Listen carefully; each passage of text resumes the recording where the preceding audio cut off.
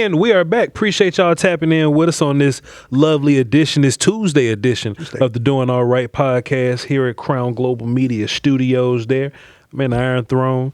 Brian's on his side over there, kicking it, chilling. We're going to break down the Lions, okay? Offense and defense today, because you're going to blink, and it's going to be time to go play football and watch it on Amazon Prime and all that. So we're going to go ahead and get those out the way today. We're going to do Q&A tomorrow. So y'all, please hang tight. Get ready for that.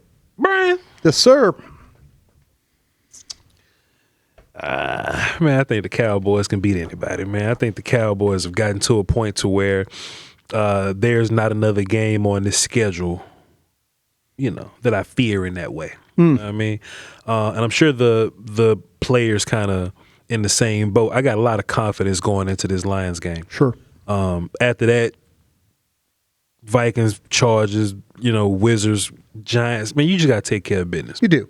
Got to take care of business. But it all starts here. You went out. You put yourself in a fantastic position to come in and steal one of them last few wild cards, Bryan Broaddus. But we gonna kind of talk about it. The Detroit Lions hurting a little bit. They are. They hurting a little bit on both sides of the ball. But man, Brian, that's why I'm grateful for guys like Shoddy and Clayton Adams and Eberflus. Why not? Sure. Because the Cowboys have been playing with hurt guys all year. They have. And it's just the Lions' time. It just is what it is. You always say nobody's gonna feel bad for you. But nobody does. We're gonna go down this thing and talk about some of the matchups there. I will say the Cowboys are relatively as healthy as they possibly can be. Sure. Let me go ahead and bust this out. Oh. Get this joint ready for you, Brian. Speaking of which, you know what I mean? Cowboys healthy as they can be. Brian, you got a report for us on the injury front, sir? Yeah, I do. A couple of things you need to be aware of going into this football game. You're not going to have Tyler Guyton at left tackle, so that means Nate Thomas will get the start once again there, and we'll get into the matchup. Voch and I will about how that affects how you're going to play against the Detroit's edge rushers. I think that's a little bit of a strength of theirs. Also, too, though, with Clowney, he's in a situation, did not participate yesterday, dealing with his with a little bit of a neck that he had with the Raiders game. He's had some shoulder problems. There's some things going on with him. If we remember that game, he worked out before, then went on to play that game. He was fine last week against Kansas City. But then everything's kind of come back, the things that he's dealing with. So this will be much like the Vegas game. This will be another game time decision with Clowney, with the way that the Lions run the football. They're a right-handed team. Having Clowney on that left defensive end side, I think would be an absolute must for you. So hopefully he can pull himself together and then maybe miss a couple practices, but be available for you on Thursday. Brian, you would say the Cowboys are in this mindset of rotating bodies because of the short week and all, sure. All the games being so close together. If you get through this game, I'll just ask you this. Voch says this: if you get through this Lions game and you get a like this long week, this mini bye coming up after that, and then you go back to your regular Sundays, do you think that's the time the Cowboys will probably cut back on some of the rotation a bit because we're back to regular Sunday rhythm? Yeah, I think that you've been on this from the jump, and it's something that really has kind of played out, that when they've been their absolute best, like Voch told you, is they take some guys out of the lineup and then allow the ones who are having productive days to continue to play. And I think it's made the defense as a whole better. Right now they're having to kind of work through some things. You see Fowler having to play. Sam Williams, I know we've been talking about Sam really all year, but since the trade, Sam's kind of picked up his game. It's if you talk to people in the organization, they will tell you that Murray has gotten better. I know that's something that's kind of crazy talk. Yeah. But they think with all the things that have happened with the defense, with the addition with Logan Wilson, and then with Overshown being back, that you, in fact, have gotten better at linebacker, and it has helped Murray. So, yeah, the rotation of it is something that's kind of a part of it right now. And we're going to have to figure out the rotation, Voch, for the cornerback room, because you're likely going to have Diggs back this week. Okay, what does that move have to be? You've got 2 moves left. He'll be the one move that you bring on. There's people in the organization that are kind of talking about like, listen, hey, will we get the buy-in from Diggs? If you get the buy-in, I think if they get 80% the buy-in from Diggs, everything should be okay. But there's also some concern of this defense has improved, and they're probably going to take somebody out of it who has helped you kind of improve as a defense. So it's kind of a little bit of an issue for them. They're struggling with, but they feel like that if they can get in the rotation, if they can get Diggs to really buy into this thing, then that rotation will probably be a little bit better. Bryan, I was talking to my man's Will Steele this morning. Yeah. And we wasn't talking about nothing. We was just doing great things, talking about Cowboys. And I also said, I don't know if you picked up on it, but yesterday we was on the break, DallasCowboys.com. And right before the show was over, I just snuck in a little comment like a teaser for the next day. I was like, man, I really hope Diggs come back with a positive attitude about everything. That's what they're worried about. I hope Diggs comes back with a positive attitude about everything. Because if we know anything about Bland and Revel, I don't know nothing about Reddy. But I know about Bland and Revel, those are dudes that like go to work and they shut up and they just get the job done. Yeah. Like those are like reliable dudes. Yeah. Like they're trustworthy on and off the field type guys, right? And it's like Diggs has this reputation of selfishness. We'll just call it that. Oh, sure. He kind of has this reputation of, complaining and wanting to do things my way. I want to go and work out with that guy, not the team doctor type stuff. And I think I'm curious. I bet there's a discussion that's going on over at the headquarters, Bryan. Mm-hmm. And this was I'm sure that it is working out just like the Micah thing did, right? Like half people like, hey man, he's a good player, we need him, but the other people like, yeah man, but he, what I'm saying, he don't work hard, he XYZ, he's a distraction, right? Sure. I wonder if the conversation over there at the headquarters, Bryan, over at the Star, I wonder if the conversation looks something like, Diggs is incredibly talented. Right. Imagine what he could be like on this defense with his new pass rush, with his new run defense. Yeah. And then there's another side kind of going, but think about the continuity of what you have right now with your hard-working guys. You got a cornerback room full of hard-working guys that ain't trying to start trouble like that. You know what I'm saying? Now, maybe in the old days, Bryan, and there was some rooms that Al Harris kind of let guys get away with murder. He did. You know what I'm saying? Mm-hmm. And that may not be the type of time that a Schottenheimer-led operation is trying to be on, Bryan. But I wonder if that conversation and how many people are on each side. What is the disagreement of Diggs' talent versus I'm fine with the cornerbacks that we have because I know that those guys are at least bought in and they ain't fussing. Oh, I think you have to look at the situation overall, and if you sit down and have a personnel meeting, with Schotty and then with the secondary coach. And with the defensive coordinator, with Flus and all these guys, they all believe that, listen, this guy can be a very, very talented person or talented player, and he could be a big part of what we do. But where's the buy-in? And you mentioned it. You walked us through everything that, like on the personnel guy side of things. I would tend to I would fight for. Let me fight for the player. There might be people in the training staff that not a fan. There might be people in equipment, not a fan. There might be coaches, not a fan, But I know my responsibility would be, and I think if you follow me on Twitter and what I've talked about, I believe that you're going to need Diggs. I'm going to put Diggs out there until he absolutely proves me wrong. And then if he proves me wrong, then you know what I'm going to do, Voch? I'm going to move on from him in the spring. Yeah. I'm going to move on. I'm going to take his contract and I'm going to go get his money and I'm going to take that money and go somewhere else. Yeah. But there's guys that for example, Bridges. Sure. Bridges is a hardworking guy. He goes out there. Is he the most talented guy? No. Is Stewart the biggest guy or the most talented guy? No. But does he play hard? Does he do everything?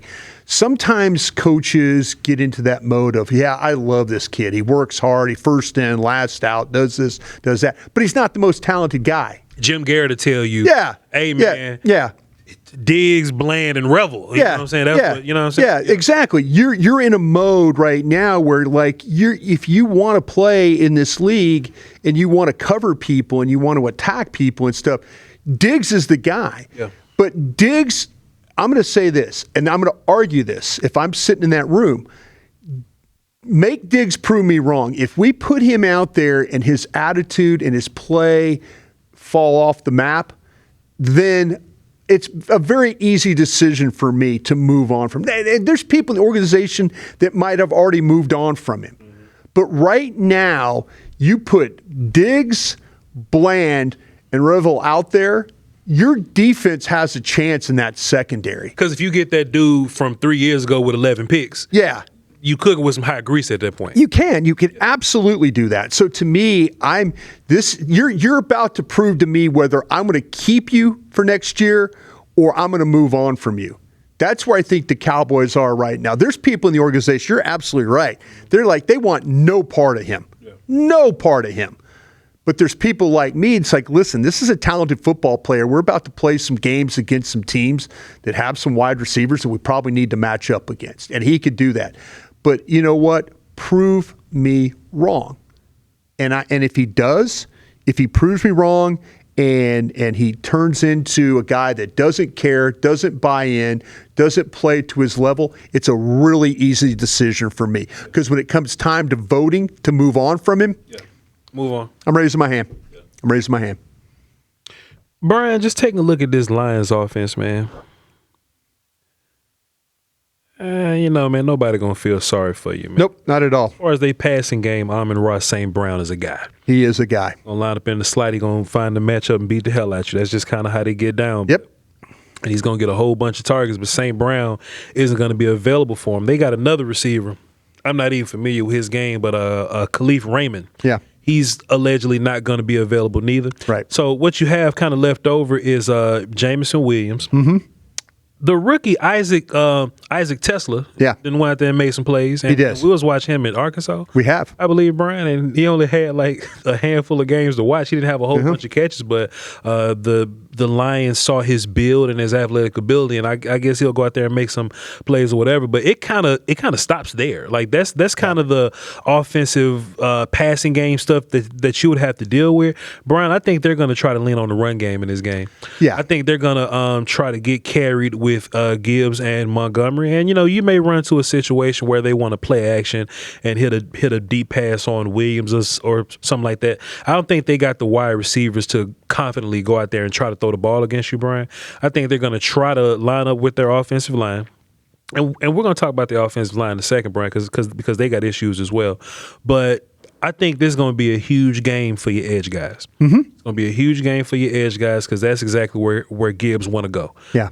Gibbs is going to find a way, be a little patient, work himself outside, and then he's going to go be faster than everybody else. Sure. I think you have to maintain gap integrity. You have to contain. You have to keep him kind of funneled in that thing. Of course, the Cowboys D-line is living through the tackles now through Quinn and Kenny and Osa. But I think this is a big edge and linebackers game, because of how they want to get down the run, Bryan. Is that's kind of what you saw too? Yeah, I think it's very, very fair that you say it that way. And to me, though, I think the challenge actually with the Lions is going to be, you mentioned the run game. Mm-hmm. They're a right-handed team, and I said that earlier. When you watch them play, they're very much a right-handed, right-side team, and that is, that's because they have Penny Sewell playing as their right tackle. Mm-hmm. So that's a good reason why. There was been a time too where their tight end play where they've been able to get blocks, and they've struggled now with their tight end play because of health. So, but the ball where the eye test and the metrics tell you is they'll run the ball inside. They are going to challenge you, and the strength of Dallas is that inside game. Is now with what you have with Quinnen Williams, what you have with Oso Digizua, and then what you have with Kenny Clark, and then the linebacker situation. And you did a great job of breaking this down of how you play run defense yesterday on our Kansas City breakdown and where everybody needs to be. And when you watch teams play Detroit, the struggle is they attack you in the middle, and then they'll take that ball and they'll bounce it like you were talking about, or they'll bounce it to a couple holes over, and then that will be their big play. They had, when I watched their 10-plus runs, that was something. There was a lot of them. And 10-plus runs with Kansas City is different than 10-plus runs with Detroit. Sure. Because Detroit has backs, when you talk about Gibbs and Montgomery, when it comes to hitting the hole and then the burst through and then the finish. two of the best in the league when it comes to that. Dallas has got to be ready for them attacking you that way. They're very creative. I think the most creative that they've been, of course, is losing their coach to the Bears. That took a little creativity, but you do still see a down block and an out block, which turns into a trap block. Now a big gap off the outside tackle. There's ways they pull guys, the way the pin and pull stuff. There's ways that they creatively run the football. But a lot of that starts attacking downhill and through the middle of through the middle of your defense and the middle of their offensive line. The challenge will be for Dallas to be able to get off blocks, have the fits that we showed you yesterday in the Kansas City game, and be that way across the board. You cannot let these ball carriers just run over you like they did last year in this football game. They murdered you running the football last year. Yeah. You had no answer. And these guys are really, really, really good before contact, after contact, when it comes to running the ball. Be a big challenge for them this week. Brian, I think the best way to stop these guys is to just go out and put points on the board. If you look at the Green Bay games, Green Bay versus the Lions, Green Bay put up points and made Detroit throw the football. Yeah. And I think if Detroit's going to throw the football, especially in this game, even if St. Brown was healthy, something's still kind of missing. Yeah. Like their passing game it's not a whole bunch of continuity to it, and that could just be Ben Johnson leaving. But even without St. Brown, Brian, I think the best thing to do is score early, and then make them throw the football, Brian. Looking at this offensive line, and how they've been getting down, I was surprised to see, Penei Sewell kind of off of his base a little bit. Been off a little bit, yeah. Taylor Decker been getting whooped. Right. I guess he's an old man now. Yeah. Christian Mahogany was their guard. Yep, he's out. He was playing, so he's out. Yeah. So the last 3 games, I believe, they got this character at left guard, Owasika. Yeah. He been getting hands put on him too. And think about Tate Ratledge, the rookie from Georgia, Brian. Powerful guy. But I think gap exchanges get him real good. Big problem there. Had a problem with that at Georgia. For sure. Yeah. So Graham Glasgow, who may not even be playing this week. Nope. He may not even be playing this week. I guess there's a chance that he could, but short week Thursday, whatever. Yeah. They're not all the way positive about him. So I guess one of the backup guys is either going to be Tristan Colon or like Michael Niesi. Yeah, I think it's Colon is who they're going to go with in this one. The guard, yeah. I kind of saw Lions people talking about it a little bit. Sure. Man, Brian, if there's a day, tell you something, man.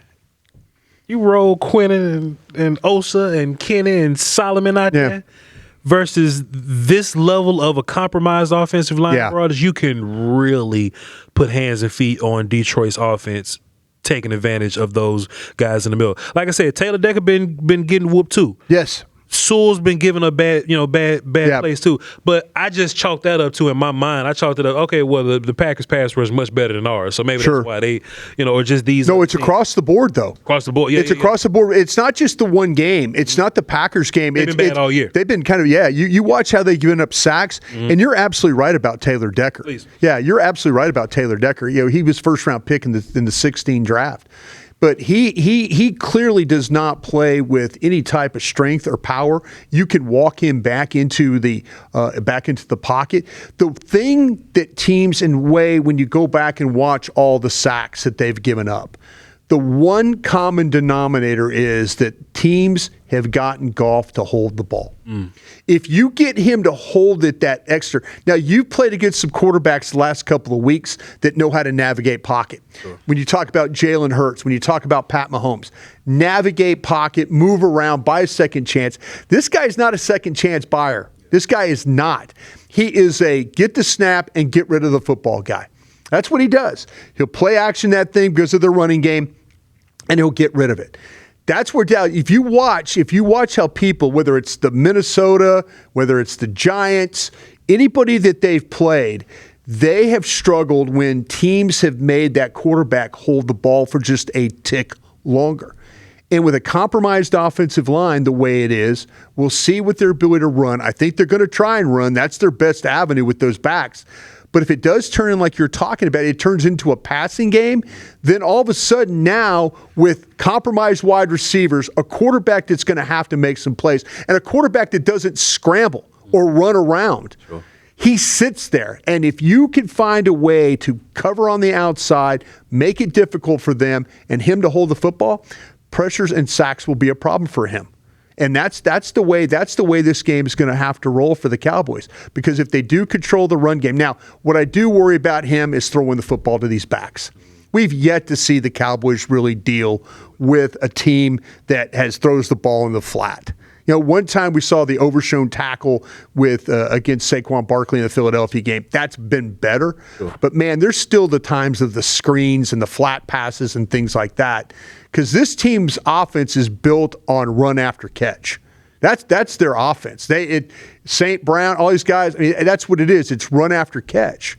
So that's going to be a big part of this. But the offensive line, the struggles with Decker, the struggles with the guard, the struggle with the centers, and Penei Sewell not being the all-pro Penei Sewell has been in the past, has been very, very difficult for this Detroit Lion offense.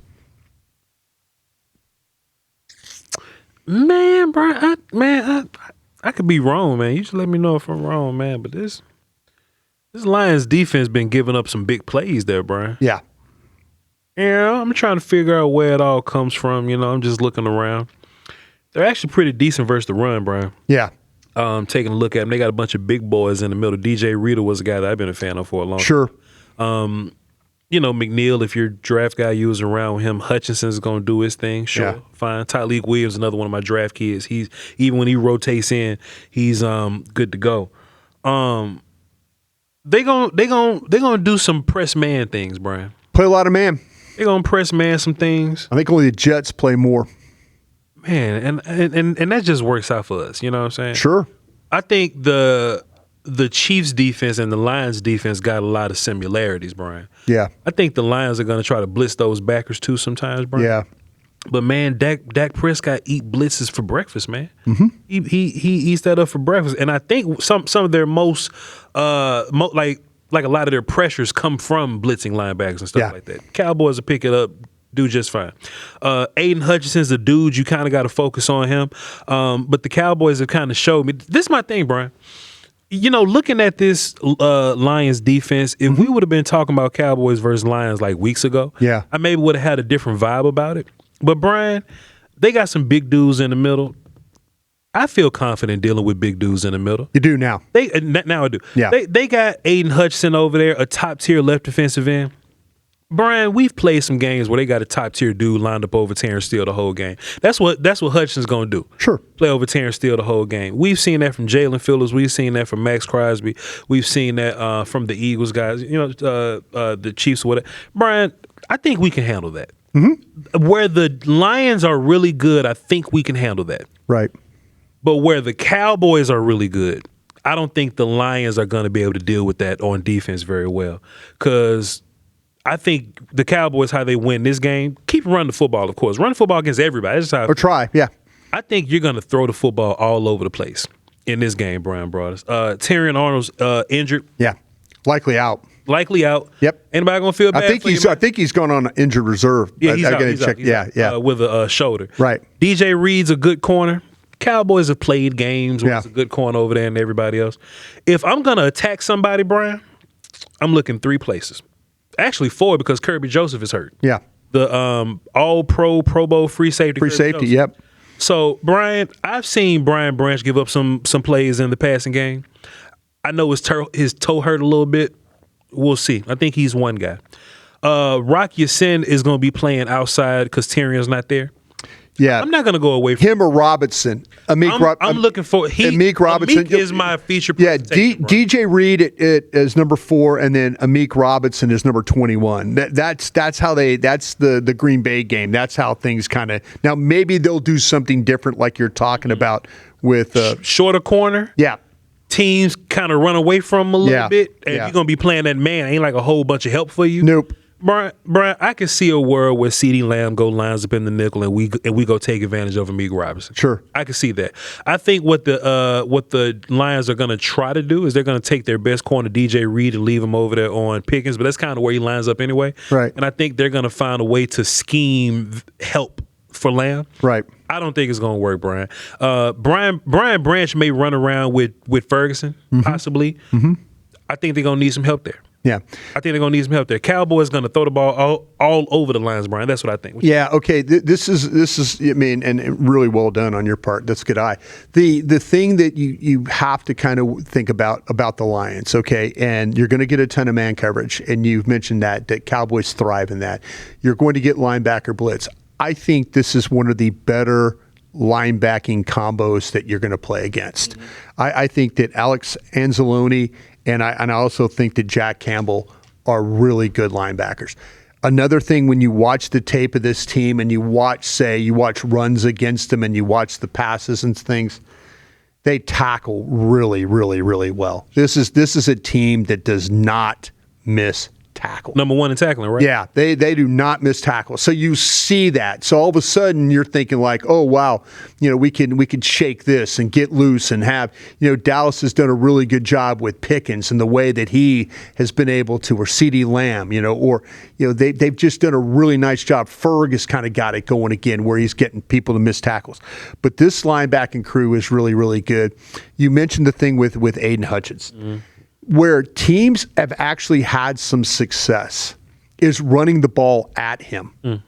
What happens is he is such a high motor, high effort player, he gets wore down in games. You could see it. You could see him. He's just not, when the ball gets to the edge and now it's around the corner and he's laboring to get to the outside.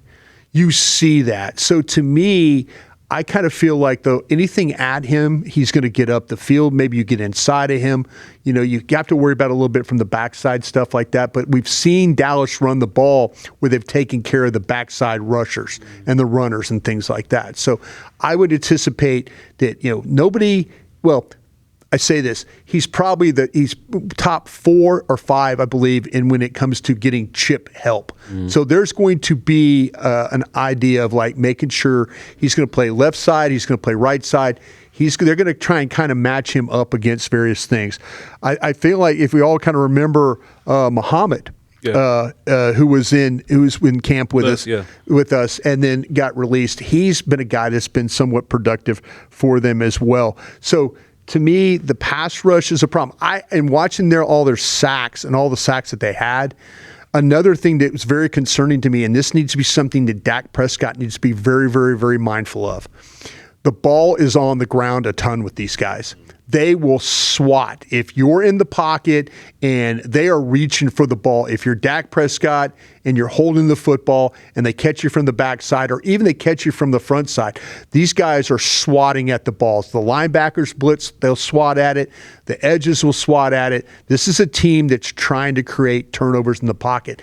And you would be surprised at how many times, whether it was the Ravens game, the Chiefs game, you watch these games, the Packers game, and the ball's on the ground because they've gotten pressure and they're swatting at the football. Dak has got to make sure that when he's climbing or moving, both hands on it and then climb where he needs to be and make that throw. But they are compromised in the secondary right now, and that will be a big, big problem for them, though. I don't think they're as good as they're going to need to be having to deal with Dallas's receivers with the current configuration that they have. Yeah, Brian. If you listen to Lamb and GP and Dak talk, like they invite press man coverage. Yeah, they do. They do. Love it, and I think that's how this offense kind of thrives or whatever. And maybe Dak wasn't always the guy to throw the ball unless it was wide the hell open. I think Dak has kind of trusted his guys a little bit more. GP said something funny yesterday. He was like, "Take away the slant, take away the slant." Yeah, and he was like, you can't really take away the slant. No. And I agree. It's just like the window might be different or just whatever, but you can't really take away the slant. And if you're going to be running press man, like those are all GP's favorite routes. Right. You know what I'm saying? Comeback routes, stop routes, slants, go. And I could see a healthy dose of that, Brian. Just wanted to mention real fast, Nate Thomas is going to be playing left tackle for you. He is. This week, Brian. Right. I kind of feel decent about the matchup. The guys that are going to be going against Nate are the kind of guys that he can kind of manage a little bit. Sure. I think Nate was solid in the passing game last week. Right. want to see him run block a little bit better. Sure. But, he'll grow and figure that out, Bryan. But he's not going to have to go against an elite guy unless they move Hutchinson over there. Yeah. But he's going to go against Kadeem Muhammad and, Tyrus Wheaton, guys like that. Yeah. So do you have any, I don't want to say doubts, but any worries that some of those pass rushers can give Nate some issues, kind of like, Yeah, the only thing that you have to be a little bit concerned about is that this will be Nate's start on the road. Okay, yeah. Where he's played before, it's been Arizona at home, it's been Kansas City at home. Yeah. So Detroit, their fan base will be a little rabid, a little loud. So, yeah, making sure that he's lined up on the ball, making sure that he's wide enough in his depth, he gets his kick, make sure he has the eye, the vision to be able to see when it's snapped and him get off the ball, because that's where a guy like Aiden Hutchinson beats you. Yeah. One of the top 3 or 4 in the league when it comes to the get off, a metric that they mentioned, that when guys coming off the football, his ability to win on that first step. That's where Nate Thomas has to be ready. That because you watch Hutchinson run and a rush, it is winning with first step. Once he wins that, he can bend that corner. So Nate has to be very mindful of getting that kick wide enough and being able to set up there and not get stuck in his stance. Got a little jokey joke for you there, Bryan Broaddus. Yeah. Not even a jokey joke, but just something a little less serious. In training camp, me and you were there. Yeah. Cowboys ran a lot of that 6 offensive linemen. Yeah. You know what I'm saying? There's a lot of controversy. Yeah. About Skipper and kind of running up the score last year and trying, that old thing the year before and last year. And trying to throw him the ball and stuff. Yeah. Bryan, you think Brian Schottenheimer? Because we know who he is. Yeah. You think Brian Schottenheimer going to run a 6-man out there, maybe Hakeem Adeniji or something, and throw the ball to him? It would be fun. Just to get back at what's the name? Just try to get back at him. Yeah, Dan Campbell. This is an important game it's an important game for both teams. We talked about this yesterday. It's just a desperate game, but desperate team theory for both. Dallas has got to find a way to keep winning. Detroit's season's really kind of on the line too. Dallas and Detroit battling for really one of the playoff spots, head to head. Here we are. But yeah, Dan Campbell being a Texas guy, he has a great friendship with the Joneses. But it's like Sean Payton. He wants to beat Jerry Jones in the worst way. That's something that he is kind of very mindful about. A lot of respect for Dan Campbell by the front office. Absolutely one of the best to ever be around. But there's 2 teams right now that can't afford a loss. And so, yeah, if you get in a situation where you can kind of rub the other guy's nose in it a little bit, I could see that happening on both sides of the ball. Hey, can I circle back real quick on something? Hell yeah. On you talked about kind of like this is my nerdy stat Please. Kind of a thing. And you talked about the matchups, and this is coming from our friends at Next Gen from the team level of it, and they're talking about the Lions, how much they play press man. Okay. It's the Lions have played it about 37% of the time. It's the second highest in the league, and they play outside press about 38% of the time. I think the Jets are the only other team that played it more. But Pickens is aligned wide on 89% of his routes, facing press on over a third of his routes from such alignment. That's about 35.9%. Pickens has been targeted 39 times when facing press on the outside, recording a league high 432 yards and 2 touchdowns. Pickens' 3.2 yards per route in such matchups are the second most in the NFL. That's a minimum with 40 outside press routes run. He's trailing only Jackson Smith and Jigba from the Seahawks at 3.9. So as you've mentioned, when they get in a situation, like if they want to press Dallas is more than comfortable playing in that situation. Yeah. When you look at, especially with George Pickens. That's an advantage for you. That is a big advantage. That's an advantage for you. If absolutely. they want to run out there and press all day, we will oblige you, Detroit. Yeah. Bryan, this is what I want people to do. Yeah. Because we ain't doing nothing else. Okay. I want y'all to go in the comment section of this video. Mm-hmm. I want y'all to ask some questions. You know what I'm saying? If you got them, put them down there. If you don't, play along. You know what I mean? Mm-hmm. And I'm going to compile some of those. And I'm going to go to my Twitter. I'm going to pull some more from there. Just whatever. And we're going to come in here tomorrow on Wednesday and do a little Q&A day before the game type joint. Sure. Because we're not coming to work Thursday. But we'll be back Friday. You know what I'm saying? So we're going to do your Q&As tomorrow, our little mailbag joint tomorrow, and then we're going to come back and recap the game on Friday, just giving y'all a heads up on the schedule.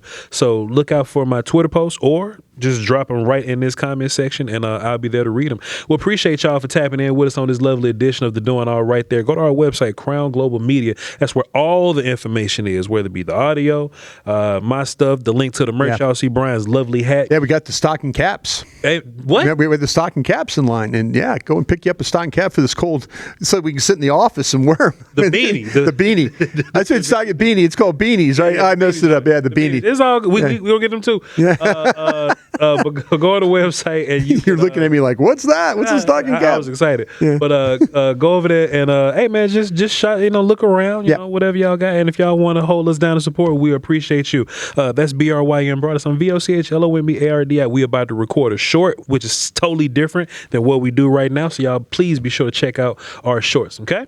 Crown.